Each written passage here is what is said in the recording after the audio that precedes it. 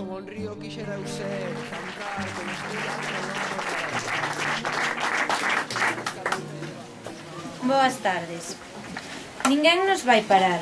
No é poeta Díaz Castro, a cultura e a expresión non son cobardes. Podemos caer, desfacernos, equivocarnos, mas sabemos coller da poesía a forza e a luz da vida. A poesía ensina, pero ten que ser vivida nas aulas.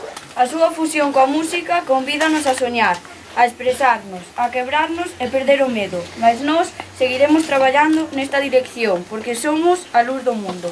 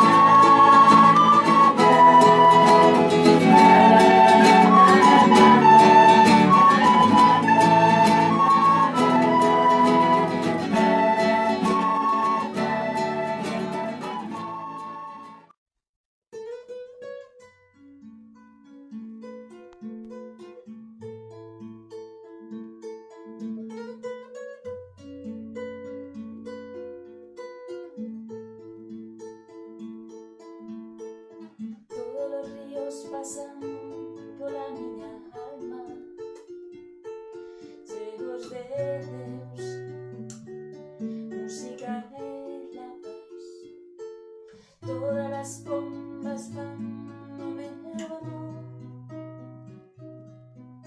a beleza vireume para sempre.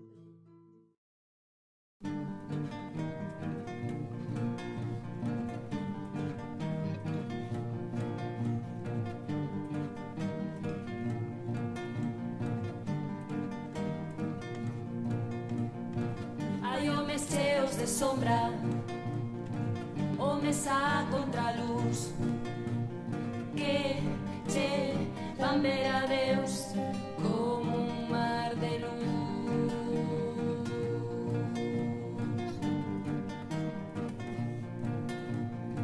A noite é necesaria para que ti poidas ver sobre o medo e o mal as estrelas arder.